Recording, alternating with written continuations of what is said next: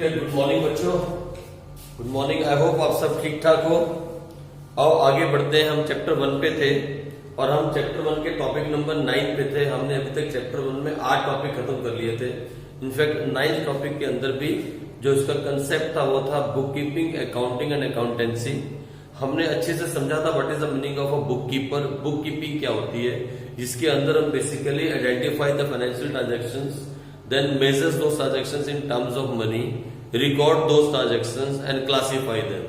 बस वहीं तक का काम हम करते हैं, यानी लेजर में पोस्ट करने तक का काम हम करते हैं। ये एक जूनियर स्टाफ का काम है, क्लरिकल नेचर की जॉब है। ये छोटे लोग करते हैं जो अच्छे से पढ़ते नहीं। इसलिए मैं हमेशा जब भी आपको अकाउंट्स पढ़ाता हूं, मैं हमेशा आपको एक बात कहता हूं, बहुत अच्छे से सब्जेक्ट को पढ़ो। आपको तो सीनियर स्टाफ में जाना है, आपको सीनियर बनना है, आपको सीनियर मोस्ट पोजीशन पे बैठना है। आपको जूनियर स्टाफ या बुक कीपर नहीं बनना है। जो लोग अच्छे से नहीं पढ़ते फिर वो बुक कीपर की जॉब करते हैं। ठीक है जी। फिर हमने पढ़ा व्हाट इज अकाउंटिंग। तो हमने कहा जहां बुक कीपिंग खत्म होती है वहां से अकाउंटिंग स्टार्ट हो जाती है। मतलब समराइज करना, उसके बाद इंटरप्रिएट करना, उसके बाद रिजल्ट्स को कम्युनिकेट करना, ये सारे काम एक अकाउंटेंट करता है। और इंटरप्रिटेशन में आप एनालिसिस बोलो तो उसमें बहुत बड़ा काम आ जाता है। ठीक है जी। चलो फिर उसके बाद हमने कहा अकाउंटिंग जो है, हमने कंक्लूजन में निकाला था कि अकाउंटिंग बुक कीपिंग के बिना अधूरी है। मतलब एक अकाउंटिंग कुछ नहीं कर सकती अगर बुक कीपर ने ठीक ढंग से काम नहीं किया होगा। हमने एक कंक्लूजन भी निकाला था और यहाँ पे अपनी क्लास को हमने एंड किया था। आओ हम आगे चलें और थोड़ा सा आगे बढ़ते हुए इस टॉपिक को आज हम खत्म करें। वो टॉपिक का एक छोटा सा टॉपिक का हिस्सा रह गया था, दैट इज अकाउंटेंसी। अकाउंटेंसी तो बेटे आप जानते हो, आपकी बुक का नाम अकाउंटेंसी है। आपकी बुक यानी जहां से आपको नॉलेज मिल रही है how to work in accounting. Sir ये अकाउंट्स क्या होता है? कुछ बच्चे बोलते हैं मैं अकाउंट्स कर रहा हूं। बेटे देखो सुनो, अकाउंटेंसी आपकी बुक है, that knowledge, that systematic knowledge which you are getting how to maintain, how to work in accounting. और फिर अकाउंटिंग के अंदर काम करते हो, आप क्या मेंटेन करते हो? किसी कंपनी का अकाउंट्स मेंटेन करते हो। यार मैं ना उस कंपनी का अकाउंट मेंटेन करता हूं, मैं उस कंपनी में काम करता हूं। क्या करता है भाई उस कंपनी में? मैं उसका अकाउंट्स मेंटेन करता हूं। अच्छा, तो फिर अकाउंटिंग जो है, अकाउंटिंग मतलब कैसे काम करना है और अकाउंट्स मतलब आप क्या मेंटेन कर रहे हो। आप इसकी डेप्थ को भी छोड़ दो, लेकिन आगे बढ़े तो अकाउंटेंसी एक सब्जेक्ट है जो आप पढ़ रहे हो और वही मैंने लिखा। आओ फटाफट आगे चले और इसको देखें मैंने क्या लिखा है। Accountancy is a systematic knowledge of accounting. मतलब सिस्टमैटिक तरीके से अकाउंटिंग में कैसे काम किया जाता है, इसकी नॉलेज कहां से मिलती है? अकाउंटेंसी से। इट एक्सप्लेन, ये हमें क्या बताती है? How to deal with various aspects of accounting. हमें अकाउंटिंग में कैसे वेरियस एस्पेक्ट, उसके अलग अलग एस्पेक्ट्स के साथ डील कैसे करना है। मतलब कौन सी चीज कहाँ डेबिट में क्या जाएगा, क्रेडिट में क्या जाएगा, कौन सा रूल लगे, ये सब बातें हम आगे धीरे धीरे सीखेंगे। आगे इट एजुकेट अस, और एजुकेट करती है how to maintain the books of account. Books of account को कैसे मेंटेन किया जाएगा, कहां से सीखते हैं हम? अकाउंटेंसी से सीखते हैं। And how to summarise the accounting information and communicate to its users. मतलब वो सारी बातें जो हम बुक कीपिंग में कर रहे हैं, जो हम अकाउंटिंग में कर रहे हैं, वो हम सीख कहां से रहे हैं? सर हम अकाउंटेंसी सब्जेक्ट से सीख रहे हैं। कोई सब्जेक्ट को बहुत अच्छे से पढ़ जाएगा तो वो क्या बन जाएगा? अकाउंटेंट बन जाएगा। कोई सब्जेक्ट को बहुत अच्छे से नहीं पढ़ेगा तो वो क्या रह जाएगा? वो बुक कीपर रह जाएगा। डिपेंड करेगा आप कितनी सोच के साथ और कितनी तसल्ली के साथ और कितने कंसेप्ट क्लियर के साथ सब्जेक्ट को पढ़ते हो। इसलिए मैं हमेशा एक बात बोलता हूं, सिलेबस के पीछे मत भागो, आप नॉलेज के पीछे भागो। आप वो सिलेबस वाले घोड़े मत बनो कि मैडम ने 5 चैप्टर करवा दिए, मेरे भी 5 चैप्टर होने चाहिए थे ना। वो टारगेट नहीं है। नॉलेज कितनी गेन हुई वो टारगेट है। अकाउंटिंग साइकिल अपनी क्लास के किसी बच्चे से पूछ के देखो, क्या वो अकाउंटिंग साइकिल को एक्सप्लेन कर पाएगा? नहीं। क्या आप कर पाओगे? हाँ, मैं आप में वो ताकत भरना चाहता हूं, वो नॉलेज की पावर भरना चाहता हूं कि आप कहीं मार्केट में खड़े हो जाओ तो आपके पास बहुत वाइड नॉलेज होनी चाहिए। क्योंकि कल बुक कीपर नहीं बनना है, हमें बुक कीपर नहीं बनना है। ठीक है, तो आ जाओ। अकाउंटेंसी हुआ, फिर difference between book keeping and accounting, दोनों में क्या डिफरेंस है? तो पहला स्कोप बुक कीपिंग। आप आप पूरा लिखा करो, शॉर्टकट नहीं लिखना। Book keeping is concern with identifying, recording and classifying. तीन ही काम करता है book keeper, identify the transactions, record the transaction in journal and then classify them into the ledger. मालूम है ना आपको, सर कंपनी बड़ी हो तो फिर जनरल में ना जाके सब्सिडी बुक्स के अंदर रिकॉर्ड की जाती हैं, जिसमें cash book, purchase return book, sales book, sales return book, bill receivable books and bills payable book and journal proper, सारी बुक्स मैंने लिखवाई थी। ठीक है जी, यही काम करता है कौन? एक बुक कीपर। आ जाओ उसके आगे चले। अकाउंटिंग के बारे में क्या बोलता है? Accounting is concern with summarising, interpreting the classified transaction. जो एक बुक कीपर ने ऑलरेडी क्लासिफाइड कर दी थी ट्रांजेक्शंस, मतलब जिनकी लेजर पोस्टिंग कर दी थी, अब उसके आगे का काम कौन करेगा? अकाउंटिंग। उसके आगे काम कहाँ होता है? अकाउंटिंग के अंदर होता है, मतलब कंपनी का अकाउंटेंट होता है। अकाउंटिंग में कौन काम करता है? कंपनी का अकाउंटेंट। अकाउंटेंट में भी बहुत सारी पोस्ट होती है, सीनियर अकाउंटेंट, देन उसके बाद एचओडी अकाउंट्स, बहुत सारी। तो classified transactions and communicating the result, और फिर रिजल्ट कम्युनिकेट कर देगा। स्कोप की बात करें, हो गया। स्टेज की बात करें, इट्स अ प्राइमरी स्टेज, बहुत प्राइमरी स्टेज का काम है ये। शुरू में सबसे पहले रिकॉर्डिंग होती है, और ये it is a secondary stage, ये सेकेंडरी स्टेज पे किया जाने वाला काम है, मतलब यहाँ पे नॉलेज की बहुत कम जरूरत है। और ऑब्जेक्टिव, इसका ऑब्जेक्टिव क्या है? Its objective is to maintain systematic records.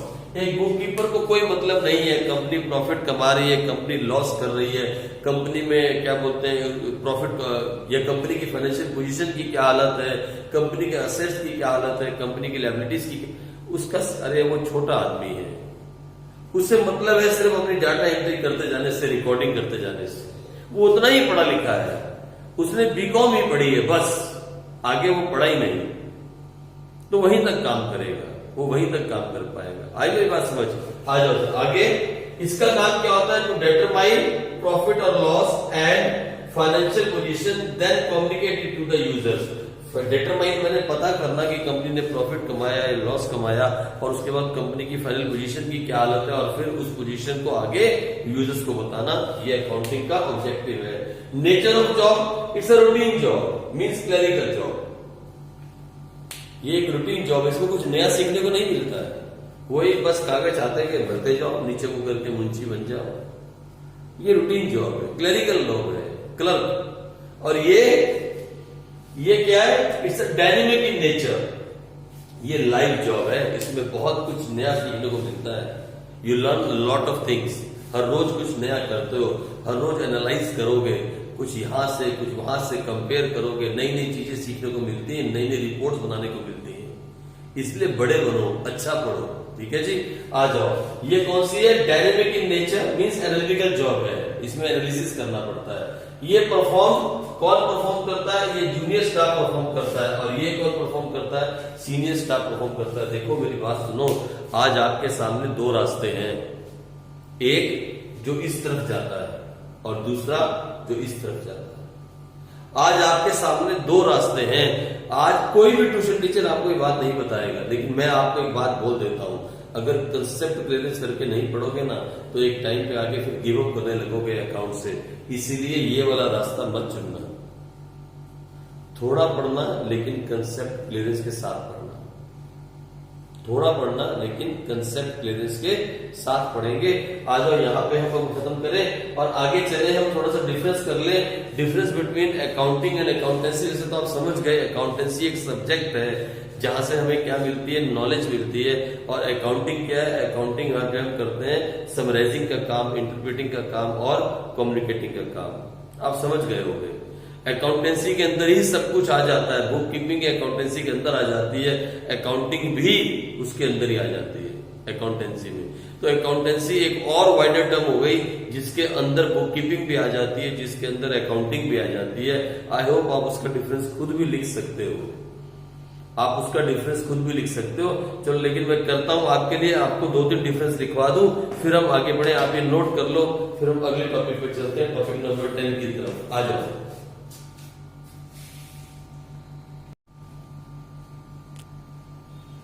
आ जाओ आगे देख ले थोड़ा सा। थोड़ा सा difference between accounting and accountancy. जैसे तो मैं आपको समझा चुका कि अकाउंटेंसी एक सब्जेक्ट है, इसमें दोनों चीजें आ जाती है, बुक कीपिंग भी आ जाती है। अगर बुक कीपिंग भी सीखनी है तो भी अकाउंटेंसी पढ़नी है, अगर आपको अकाउंटिंग सीखनी है तो भी अकाउंटेंसी पढ़नी है। लेकिन जो अच्छे से सब्जेक्ट को पढ़ेगा वो अकाउंटेंट बन जाएगा, जो नहीं अच्छे से पढ़ेगा वो बुक कीपर रह जाएगा। बस ये छोटी छोटी बातें आपको डालनी है दिमाग में, और आप इसका डिफरेंस देख लें। फिर वही बात दोबारा से, it is concern with recording, classifying and summarising the financial transaction. अब अकाउंटिंग में सब कुछ आ गया, क्योंकि हम दोनों बातें कहां से सीखते हैं, अकाउंटेंसी से सीखते हैं। और ये it is the body of knowledge means subject which educate us how to do accounting. ये हमें समझाता है कि अकाउंटिंग को करना कैसे है। हैंडराइटिंग गंदी है, लेकिन मैं साथ साथ आपके लिए पढ़ रहा हूं ताकि आप साथ साथ इसके नोट्स बनाते रहो। इनमें ज्यादा डीप में मैं टाइम नहीं वेस्ट कर रहा, क्योंकि नहीं चाहिए टाइम वेस्ट यहाँ पे। मीनिंग क्या है, it is concern with recording, classifying and summarising the financial transaction. और यहाँ क्या है, it is the body of knowledge which educate us how to do accounting. ठीक है जी, सिंपल है। Scope, it is narrow in scope. Accounting starts where book keeping ends. Accounting कहां से स्टार्ट होती है, जहां बुक कीपिंग खत्म होती है। तो इसका स्कोप छोटा है, लेकिन अकाउंटेंसी वाइडर इन स्कोप। इसमें दोनों चीजें आ जाती है, बुक कीपिंग भी और अकाउंटिंग भी। It is wider in scope and includes book keeping. आप इसे पूरा लिखा करो, book keeping and accounting. Simple है। उसके बाद रिलेशन की बात आई तो it depends on book keeping. Accounting किस पे डिपेंड करती है, बुक कीपिंग पे डिपेंड करती है। और अकाउंटेंसी में बोथ डिपेंड्स ऑन अकाउंटेंसी। ये दोनों की दोनों किस पे डिपेंड करती हैं, अकाउंटेंसी पे डिपेंड करती हैं। चाहे बुक कीपिंग का काम करना हो, चाहे आपको अकाउंटिंग का काम करना हो, सब्जेक्ट तो आपको अकाउंटेंसी से ही पता लगेगा कि कैसे करना है। ठीक है जी। तो ये सिंपल सिंपल छोटी छोटी से जो पॉइंट्स थे ये मैंने आपको करवा दिए। कि ज्यादा इसमें डीप में जाने की जरूरत हमारे पास नहीं है। हाँ, मैडम इसका डिफरेंस पक्का देती हैं, आपके स्कूल की मैडम डिफरेंस देती हैं, difference between book keeping and accounting या अकाउंटिंग एंड अकाउंटेंसी। आपके दिमाग में नॉलेज बिल्कुल क्लियर होनी चाहिए। जहां तक काम है किसका, क्लासिफिकेशन का, वो बुक कीपिंग के अंदर है। और क्लासिफिकेशन का आगे जितना भी काम किया जाता है अकाउंटिंग साइकिल के अंदर, वो सारा का सारा अकाउंटिंग के अंदर आता है। लेकिन दोनों के दोनों कहां से नॉलेज लेते हैं, अकाउंटेंसी से नॉलेज लेते हैं। जो नॉलेज अच्छे से गेन करते हैं वो अकाउंटेंट बन जाते हैं, जो नॉलेज में कम रह जाते हैं वो बुक कीपर रह जाते हैं। ये छोटी छोटी बातें दिमाग में रख लो। क्या रट्टाफिकेशन करनी है जो रट्टाफिकेशन की? नहीं सर, कोई जरूरत नहीं है। तो चलो इसके आगे बढ़ते हैं, टॉपिक नंबर 10 पे चलते हैं। और टॉपिक नंबर 10 है the users of accounting information. और उसके बाद एक और टॉपिक है, दो टॉपिक और है, और फिर चैप्टर खत्म हो जाएगा। तो आज हम टॉपिक नंबर 10 को खत्म करने की कोशिश करते हैं। The users of accounting information. कौन कौन यूज करता है अकाउंटिंग इन्फॉर्मेशन का? सर अकाउंटिंग इन्फॉर्मेशन क्या होती है, पूछना मत, नहीं तो यहीं से छलांग लगा के अंदर आऊंगा फोन के और 2 चपेट लगाऊंगा। सर आप नहीं आ सकते सर, आप आंखें बंद करो, मैं आ रहा हूं। आप पूछो पहले एक बार और फिर आंखें बंद करो, और ये जोर से पढ़ा देखो, पढ़ गया ना भाई, दोबारा नहीं पूछना। सर बता दो ना सर, अकाउंटिंग इन्फॉर्मेशन मतलब बेटे फाइनेंशियल स्टेटमेंट, वही trading and profit loss account और बैलेंस शीट, है ना। तो फिर who are the users of this information? कौन लोग इसको यूज करते हैं? सर बाहर जो सब्जी वाला है ना, सब्जी वाला, वो भी इसे यूज करता है। अरे आप एक बहुत बड़ी कंपनी के मालिक हो, एक सब्जी वाले को जाके बोलोगे ना हमारी कंपनी ने इतना प्रॉफिट कमाया या हमारी कंपनी के इतने असेट्स है, बोलेगा बाबूजी आलू लेने तो ले लो, मेरे टाइम मत वेस्ट करो। He doesn't need your information, he is not interested in your information. अरे वो आपके घर पे जो काम करने आती है ना, आप उसे बोलोगे, या काम करने आता है उसे बोलोगे, अरे मालूम है हमारी कंपनी के इतने असेट्स है, इतनी लायबिलिटी है, बोलेगा बाबूजी मेरी सैलरी दे दो मैं जाऊं। आप समझे मेरी बात? तो who are the users of accounting information? Who really need them and why they are interested in that? उन्हें उससे मिलता क्या है, वो क्या निकालते हैं अकाउंटिंग इन्फॉर्मेशन के अंदर से? तो ये सब टॉपिक है हमारा अगला टॉपिक नंबर 10। आज हम इसको खत्म करेंगे, आप इसे नोट कर लो, फिर हम आगे बढ़ते हैं बच्चों।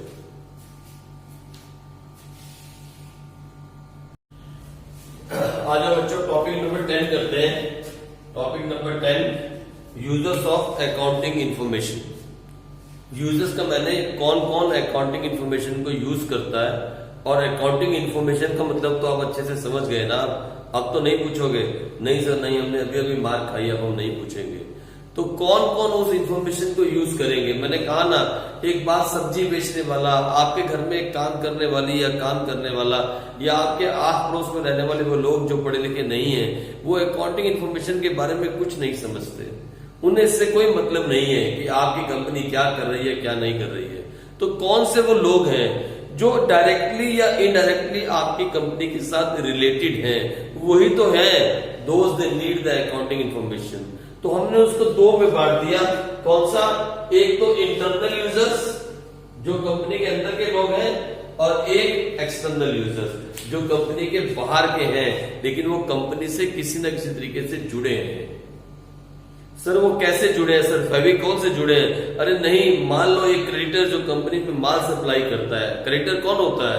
जो आपको उधार में गुड्स सप्लाई करेगा। वो आपको गुड्स सप्लाई कर रहा है, 1 लाख का गुड्स दे दिया, फिर 2 लाख के गुड्स दे दिए, फिर 5 लाख के गुड्स दे दिए, आपने फिर 1 लाख की पेमेंट कर दी, उसने फिर 2। अरे वो आपको लगातार गुड्स सप्लाई कर रहा है क्रेडिट में, तो वो जानना नहीं चाहेगा कि आपकी कंपनी प्रॉफिट कमा रही है कि लॉस में चल रही है? क्योंकि अगर लॉस में चल रही होगी तो कल उसके पैसे डूब जाएंगे। डूब जाएंगे ना? हाँ सर, हाँ डूब जाएंगे। तो कौन कौन से वो लोग हैं जिन्हें अकाउंटिंग इंफॉर्मेशन में इंटरेस्ट है? तो सबसे पहले इंटरनल। तो सबसे पहला जो आदमी है जिसे अकाउंटिंग इंफॉर्मेशन चाहिए वो है मालिक, owner, owner of the business. Owner कौन होता है? The one who contribute capital in the business, जो पैसा इन्वेस्ट करता है और बिजनेस स्टार्ट करता है।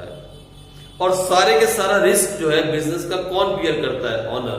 प्रॉफिट हुआ तो वो ले जाएगा, लॉस हुआ तो उसका रिस्क है। तो रिस्क कौन लेता है? ऑनर है वो। तो एक ऑनर साल के लास्ट में बहुत सारी बातें उसके दिमाग में चल रही होती हैं एक बिजनेस को लेके। तो वो पता करना चाहता है कि बिजनेस ने इस साल में प्रॉफिट कमाया या लॉस, और वो कहां से पता चलेगा? सर अकाउंटिंग इंफॉर्मेशन से। एक ऑनर ये पता करना चाहता है कि मेरी कंपनी में साल के लास्ट में कितने असेट्स हैं और मेरी लायबिलिटी की पोजीशन क्या है। तो वो कहां से पता चलेगा? सर बैलेंस शीट से। तो he need for accounting information. रट्टा क्यों मारना है यार? व्हाई यू नीड रट्टाफिकेशन? अकाउंटिंग इंफॉर्मेशन क्या होती है? Sir profit and loss account, trading account, profit loss account and balance sheet. अब तो 2 ही रह गए, पहले हम 3 में गिनते थे, trading and profit loss account and balance sheet. तो एक ऑनर अपने बिजनेस में जब पैसा लगाता है और इतना रिस्क लेता है, तो क्या उसको पता करने का हक नहीं कि बिजनेस ने प्रॉफिट कमाया या लॉस? सर है ना सर, बिल्कुल है। क्या उसे पता करने का हक नहीं कि बिजनेस के असेट्स और लायबिलिटी की पोजीशन क्या है ना सर, बिल्कुल है। और ये इंफॉर्मेशन कहां से मिलेगी? अकाउंटिंग इंफॉर्मेशन से।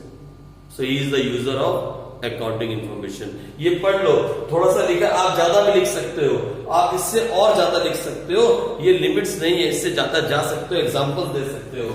Honour contribute capital in the business. मैं एक वर्ड इसलिए पढ़ता हूं कि मेरी हैंडराइटिंग बहुत अच्छी है, इसीलिए। Honours contribute capital in the business and take maximum risk. Naturally, they are interested in knowing the profit earned or loss incurred, plus the financial position.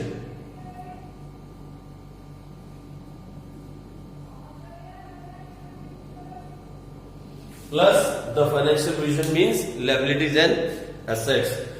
उसके बारे में पता करना भी चाहता है। So he will need the accounting information to get those informations regarding profit and loss and regarding assets and liabilities. आप अपने आप से ऐड कर सकते हो और भी ऐड कर सकते हो, एग्जांपल्स दे सकते हो, चाहो तो इसको 5 पेज में लिख सकते हो, लेकिन वो बेवकूफी हो जाएगी। ये लिमिट बहुत है, थोड़ी 2-4 लाइनें आप ऐड कर लेना। दूसरा कौन है? मैनेजमेंट। दूसरा कौन है? मैनेजमेंट। सर ये मैनेजमेंट क्या होती है? बेटे आप पढ़ोगे ना, बिजनेस मैनेजमेंट पढ़ोगे, मैनेजमेंट के बारे में पढ़ोगे, बहुत सारी बातें पढ़ोगे। ये जो मैनेजर लेवल के लोग होते हैं, जिसमें जनरल मैनेजर है, जिसमें वो लोग जो डिसीजन लेते हैं, देखो 3 तरह के लोग बिजनेस में होते हैं एक कंपनी के अंदर। एक वो जो डिसीजन लेते हैं, दूसरे उस डिसीजन को इंप्लीमेंट करवाते हैं, और तीसरे उससे फॉलो करके उसमें काम करते हैं। तो देखो 3 तरह के लोग हो गए। अब आप लाइफ में क्या बनना चाहते हो आप देख लो। You want to be decision taker और अ डिसीजन इम्प्लीमेंटर और टू फॉलो द डिसीजन, आप क्या करना चाहते हो। वो वर्कर लेवल के लोग होते हैं, नीचे जब ऐसे करो वर्किंग लेवल के। फिर उसके बाद हो गया मिडिल लेवल, जो इम्प्लीमेंट करवाते हैं जो डिसीजन मैनेजमेंट ने लिया। और मैनेजर्स वो होते हैं जो बहुत अच्छा पढ़ के, बहुत बड़ा पढ़ के, फिर उन्हें कहा जाता है हेड ऑफ डिपार्टमेंट, वो बन जाते हैं मैनेजर, मैनेजरियल लेवल पोस्ट पे बैठे होते हैं, those that take the decisions. अब उन्हें एक मैनेजर को बहुत सारी इंफॉर्मेशन चाहिए। फॉर एग्जांपल एक सेल्स मैनेजर की बात करता हूं, एग्जांपल समझाता हूं, समझ जाओगे। एक सेल्स मैनेजर है, कंपनी में किस जॉब पे है, सेल्स मैनेजर। उसके सामने एक कस्टमर आया और वो कस्टमर उसे ऑर्डर दे रहा है, एक ऑर्डर दे रहा है 5 लाख रुपीस का। कितने का, 5 लाख रुपीस का। सर क्या खरीद रहा है कस्टमर, अरे कुछ भी खरीद रहा है, छोड़ो ना, उसमें नहीं जाओ, एक एग्जांपल समझो। अब वो सेल्स मैनेजर ये पता करना चाहता है कि इसने पिछला पैसा दे दिया या नहीं दिया, या इस कस्टमर का रिकॉर्ड कैसा है। बोलो कहां जाएगा, वो किसके पास जाएगा, सर अकाउंट डिपार्टमेंट में। कहां से इंफॉर्मेशन मिलेगी उसको, सर अकाउंटिंग इंफॉर्मेशन से। सिंपल है। और फिर एक सेल्स मैनेजर जब उधार में सेल्स कर रहा है तो उसे सामने वाली कंपनी का भी क्या चाहिए, अकाउंटिंग इंफॉर्मेशन चाहिए कि वहां से पैसा आ भी जाएगा कि नहीं आ पाएगा। तो बहुत सारे मैनेजरियल लेवल पे जो लोग बैठे हैं, those they take the decisions, they use maximum they use करते हैं क्या, accounting information to take decisions. किसी की कॉस्ट को कंट्रोल करना है, किसी प्रोडक्ट की सेलिंग प्राइस को बढ़ाना है, किसी खर्चे को घटाना है, ये सब बातें कहां से पता लगती हैं, सर अकाउंटिंग इंफॉर्मेशन से। फिर मैनेजर को पता लगता है कि यहां हमने बहुत एक्सपेंस कर दिया, इसे अब कम करो, कॉस्ट को कंट्रोल करो। ये प्रोडक्ट की प्राइस जो है ये बहुत कम में हम बेच रहे हैं, इसे थोड़ा बढ़ा दो, या हम बहुत ज्यादा में बेच रहे हैं, इसे थोड़ा कम कर दो। कॉस्ट अकाउंटिंग उसकी हेल्प कर देगी। तो अकाउंटिंग इंफॉर्मेशन से ही एक मैनेजरियल लेवल पे बैठे हुए लोग बहुत सारे डिसीजन ले सकते हैं। इसीलिए they are the internal users of accounting information. लो, तो फिर मैंने यही लिखा, the management makes maximum use of accounting information. कहां पे, to arrive at decisions such as determination of selling price, माल को बेचने का प्राइस तय करना हो, डिटर्मिनेशन करना हो, कॉस्ट कंट्रोल करनी हो, या प्रॉफिटेबिलिटी ऑफ ईच प्रोडक्ट, या ये निकालना हो कि हम हर प्रोडक्ट पे कितना प्रॉफिट कमा रहे हैं। बहुत सारी बातें मैनेजमेंट के अंदर अगर हमें पता करनी हो तो किससे पता लगती हैं, थ्रू अकाउंटिंग इंफॉर्मेशन। ठीक है जी, चलो आगे बढ़ जाते हैं। तीसरा कौन है, इंप्लॉय एंड वर्कर्स। वैसे इसको किसी बुक ने इंप्लॉय एंड वर्कर्स को एक्सटर्नल में दिखा रखा है। आप एक्सटर्नल में भी दिखा सकते हो, इंटरनल में भी दिखा सकते हो, ऐसे कोई आग नहीं लग जाएगी। लेकिन आप मेरी बात सुनो ना, एक जो कंपनी में काम करता है एम्प्लॉय, उसे क्या चाहिए होता है, सर सैलरी, और वर्कर को सर वेजेस। दिहाड़ीदार भी होते हैं ना कंपनी में काम करने वाले। तो एम्प्लॉय को एक कंपनी से क्या चाहिए, सैलरी। एक एम्प्लॉय की सबसे बड़ी चाहत क्या होती है कि उसकी सैलरी बढ़ जाए, या साल के लास्ट में उसे बोनस मिल जाए। पापा दिवाली का बोनस लेके घर पे आते हैं, पापा की सैलरी बढ़ जाती है, घर में कितनी खुशी हो जाती है। तो एक एम्प्लॉय को क्या चाहिए, increase in the salary, hike in the salary, और क्या चाहिए, और बोनस। और कंपनी बोनस कब देगी, जब कंपनी ज्यादा प्रॉफिट कमाएगी। और कैसे पता लगेगा कंपनी ने प्रॉफिट कमाया, एक एम्प्लॉय को sir accounting information, profit and loss account. तो वो भी कहीं ना कहीं इंटरेस्टेड है टू नो कि जिस कंपनी में मैं काम कर रहा हूं वो कंपनी ने कितना प्रॉफिट कमाया पिछले साल। पिछले साल कंपनी ने मुझे 10,000 का बोनस दिया था, कंपनी ने 2 करोड़ रुपए प्रॉफिट कमाया था। इस साल कंपनी ने कितना प्रॉफिट कमाया, वो उस चीज की वेट कर रहा है। वो उस साल के खत्म होने के बाद उस अकाउंटिंग इंफॉर्मेशन की वेट कर रहा है, क्योंकि he want to know that company ने पिछले साल से ज्यादा प्रॉफिट कमाया या कम कमाया।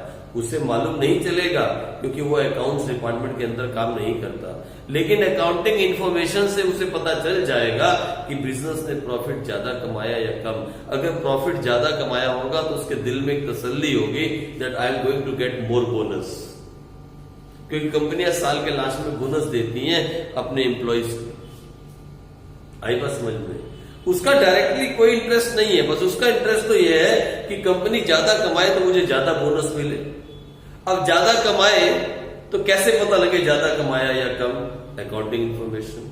दूसरा क्या होता है एम्प्लॉय के साथ, जब आप नौकरी करते हो तो कुछ पैसा आपका प्रोविडेंट फंड का काट दिया जाता है। ये अभी आप नहीं सीखोगे, थोड़े टाइम बाद सीखोगे, लेकिन कुछ पैसा कंपनियां क्या करती हैं, प्रोविडेंट फंड का काट देती हैं। प्रोविडेंट फंड बोलते हैं उसे। वो पैसा आपके फ्यूचर के लिए जमा किया जाता है, उसका कुछ हिस्सा आपकी सैलरी में से काटा जाता है और कुछ हिस्सा उसका वो देता है एम्प्लॉय जहां पे आप काम करते हो।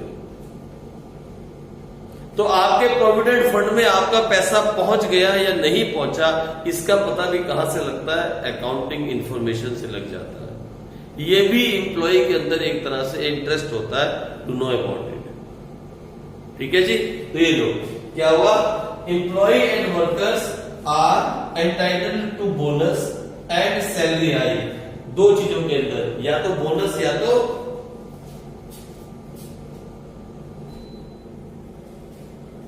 तो बोनस या तो salary hike. Employ and workers are entitled to bonus and salary hike at the year end, which is linked to the profit earn by an enterprise. वो किससे लिंक है? Profit earn by an enterprise. Financial statements also reflect whether the enterprise has deposited its due towards employees provident fund और not. तो 3-4 चीजें जो है एक employ अपनी जिंदगी में पता करना चाहता है एक साल के बाद, क्या कि इस साल कंपनी ने कितना कमाया ताकि मुझे बोनस अच्छा मिले। अगर अच्छा कमाया होगा, बहुत अच्छा कमाया होगा, तो शायद सैलरी में इंक्रीमेंट भी मिल जाएगा जो कि परमानेंट रहेगा। और तीसरा मेरा प्रोविडेंट फंड का पैसा कंपनी ने जमा करवा दिया या नहीं करवाया। ये 3 बातें एक एम्प्लॉय पता करना चाहता है और उसको इन्फॉर्मेशन कहां से मिलती है? अकाउंटिंग इन्फॉर्मेशन से। So he is the user of accounting information. Simple है, इट इज वेरी सिंपल। और कौन कौन से यूजर्स हैं? सर एक्सटर्नल यूजर्स में क्रेडिटर्स। मैंने कहा ना, क्रेडिटर्स वो होते हैं जो आपको गुड्स देते हैं उधार पे, और इतना गुड्स वो आपको उधार पे देते हैं तो उनको हक है पता करने का कि आप प्रॉफिट कमा रहे हो या लॉस कमा रहे हो। और ये कहां से पता लगेगा? Through accounting information. ये देखो फटाफट खत्म करें। Creditors are those parties who supply goods on credit. Before granting credit, creditors satisfy themselves about the credit worthiness of the business। ये वर्ड क्या है? Credit worthiness of the business. मतलब क्या आपकी औकात भी है क्या उधार लेने की? बड़ी बड़ी कंपनियां, जब आप बड़ी बड़ी कंपनियों से उधार मांगते हो ना, जो सप्लायर होते हैं आपके, जब आप कहोगे ना भैया मैं 2 महीने का उधार देता हूं, 2 महीने के बाद पेमेंट कर देंगे, वो पता है आपसे क्या बोलेंगे? अपनी 2 साल की फाइनेंशियल स्टेटमेंट जमा करवा दो। वो पहले चेक करेंगे, क्या चेक करेंगे? The credit worthiness of the company. मतलब उधार लेने की औकात भी है क्या आपको उधार दे तो आप भाग तो नहीं जाओगे? क्या आप डूब तो नहीं जाओगे? क्या उनका पैसा डूबेगा तो नहीं? ये सब बातें वो चेक करते हैं। इसी तरीके से दूसरा कौन है? Banks and financial institution. बिल्कुल सही बात है, बिना बैंक के कंपनी नहीं चल सकती, क्योंकि bank provide loan to the business. और कोई आदमी जब आपको लोन प्रोवाइड करेगा, उधार प्रोवाइड करेगा, तो ये उसका हक है to check the performance of your business. अरे जब मैं आपको इतनी मेहनत से पढ़ाऊंगा तो ये मेरा हक है to check the performance of yours, कि आप कैसे पढ़ रहे हो, क्या आप होमवर्क कर रहे हो या नहीं कर रहे हो, क्या आप फाइनल नोट्स बना रहे हो या नहीं बना रहे हो।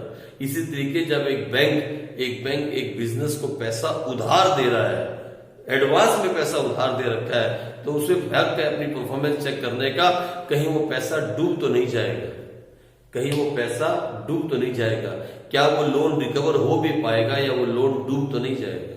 ठीक है, तो ये loan they are essential part of business. कौन? बैंक की बात कर रहे हैं। बिकॉज दे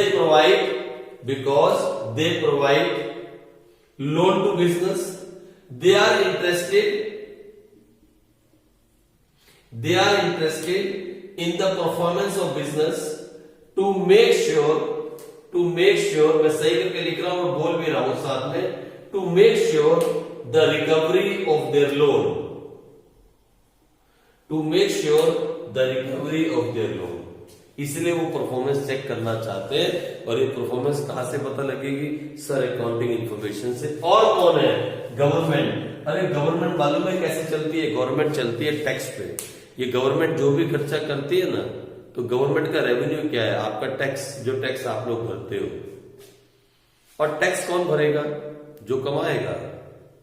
एक रेडियो वाला टैक्स भर सकता है? नहीं सर नहीं। एक ठेला लगाने वाला टैक्स भरेगा? नहीं सर नहीं। तो टैक्स कौन भरता है? बिजनेसमैन और सर एम्प्लॉय जो इसमें काम करता है। तो एक गवर्नमेंट को बहुत ज्यादा इंटरेस्ट होता है ये पता करने में कि एक बिजनेस ने कितना पैसा कमाया। जितना ज्यादा पैसा बिजनेस कमाएगा उतना ज्यादा टैक्स गवर्नमेंट को देगा, भरा जाएगा। तो गवर्नमेंट का भी इंटरेस्ट है किसमें? अकाउंटिंग इंफॉर्मेशन के अंदर। Government collect taxes from the enterprise. So government need information for the assessment of income tax, GST and ETC। इनके बारे में हम टैक्सों के बारे में बाद में पढ़ेंगे, डायरेक्ट और इनडायरेक्ट टैक्स मैंने थोड़ा सा बताया था। तो गवर्नमेंट जो है वो असेसमेंट ऑफ टैक्स करती है कि इस कंपनी ने कितना टैक्स मुझे भरा, क्या सही भरा या गलत भरा। लेकिन वो असेसमेंट कहां से करेगी? क्या उसको सपना आएगा इस कंपनी इतना पैसा कमाया? नहीं सर, वो प्रॉफिट एंड लॉस अकाउंट देख के पता कर लेगी। वो असेट्स और लायबिलिटीज की पोजीशन से पता कर लेगी। वहां भी तो अकाउंटेंट लोग बैठे हैं गवर्नमेंट के अंदर, जो असेसमेंट करके बताते हैं इस कंपनी ने टैक्स की चोरी की है। फिर वो उसको प्लेंटी डालते हैं और रेड मारते हैं। आपने सुना है, पिक्चर भी आई थी रेड। फिर गवर्नमेंट रेड मारती है अगर आप सही टैक्स नहीं भर रहे हो। आई बात? तो government is also interested in accounting information. External user है, बाहर के लोग हैं। और कौन है? इन्वेस्टर्स। सर ये इन्वेस्टर्स कौन होते हैं? देखो बेटे, अभी तो जो आप अकाउंटिंग पढ़ रहे हो ना, अकाउंटिंग, यहां तो अभी इसको समझाना ठीक नहीं है। इन्वेस्टर्स बेसिकली वो लोग कहते हैं, वो लोग होते हैं जो आपके बिजनेस में पैसा इन्वेस्ट करते हैं। लेकिन जो अकाउंटिंग अभी आप पढ़ रहे हो क्लास 11 के अंदर, वो अकाउंटिंग का नाम है सोल प्रोप्राइटरशिप अकाउंटिंग, जहां पे एक ही आदमी मालिक है, जहां पे कंपनी का मालिक एक ही है, अकेला मालिक है। लेकिन जैसे आप क्लास 12 में जाओगे तो वहां आप पढ़ोगे पार्टनरशिप अकाउंटिंग, जहां एक से ज्यादा मालिक हो जाएंगे। और उसके भी आगे 12th क्लास में ही पढ़ोगे आप कंपनीज अकाउंट, जहां पे अनगिनत मालिक होंगे, जहां पे पैसा लगाने वाले अनगिनत होंगे, जिन्हें हम शेयर होल्डर्स बोलेंगे। जिन्हें हम क्या बोलते हैं? Share holders. They are the investor of money in the business. They invest money in the business.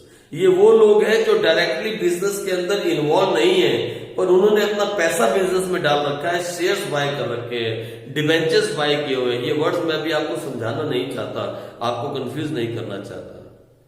ये लोग कंपनी के शेयर्स बाय कर लेते हैं, कंपनी के डिबेंचर्स बाय कर लेते हैं, इन्हें हम इन्वेस्टर्स कहते हैं। और देखो, जब कोई पैसा कंपनी में लगाएगा तो फिर, और कंपनी में लगाने के बाद वो कंपनी में इन्वॉल्व भी नहीं है डायरेक्टली, वो पता करना चाहेगा कि कंपनी परफॉर्म कैसा कर रही है। और ये इसको पता कहां से चलेगा? Sir accounting information. तो all in all, who are the users of accounting information? Internal users and external users.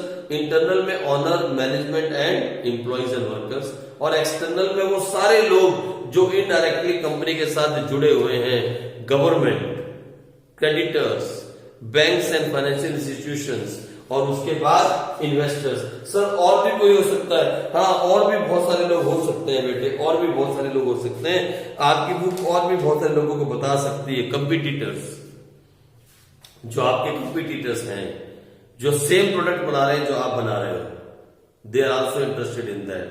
They want to know that आपकी कंपनी कैसा काम कर रही है। So they also need your accounting information. तो ये देखो, इन्वेस्टर्स पे क्या लिखा है? Investment involves risk. जो लोग पैसे आपका इन्वेस्ट करते हैं, इन्वेस्टमेंट करते हैं आपकी कंपनी में, वो क्या है? It involves risk and investors do not control the business directly. Investors वो लोग होते हैं जो कंपनी के मालिक तो बन जाते हैं। They are called the share holder of the business. Sir ये बता दो ना शेयर होल्डर क्या होता है? बेटे मैं बहुत बाद में बताने वाला हूं, ये +2 के अंदर आप डिटेल में पढ़ोगे, लेकिन थोड़ा आगे जाके हम इसके बारे में खोलेंगे। इधर देखो, and they do not control the business directly, therefore they rely on accounting information। इनका बहुत इंटरेस्ट होता है कि एक कंपनी कैसा काम कर रही है। सर कंपनी का मतलब क्या होता है? बेटे कंपनी में जाने से पहले हमें बहुत सारी बातें अभी क्रॉस करनी होगी। अभी जो हम अकाउंटिंग पढ़ रहे हैं क्लास 11 में, वो सिर्फ सोल प्रोप्राइटरशिप की अकाउंटिंग है, जहां एक ही मालिक है। There is only one owner of the business. तो बड़ी अकाउंटिंग हम पढ़ने वाले हैं +2 के अंदर, वहां पे हम कंपनी अकाउंट्स भी पढ़ेंगे और पार्टनरशिप अकाउंट्स भी पढ़ेंगे। अभी वो सारी बातें खोल के आपके सामने रखने का कोई फायदा नहीं।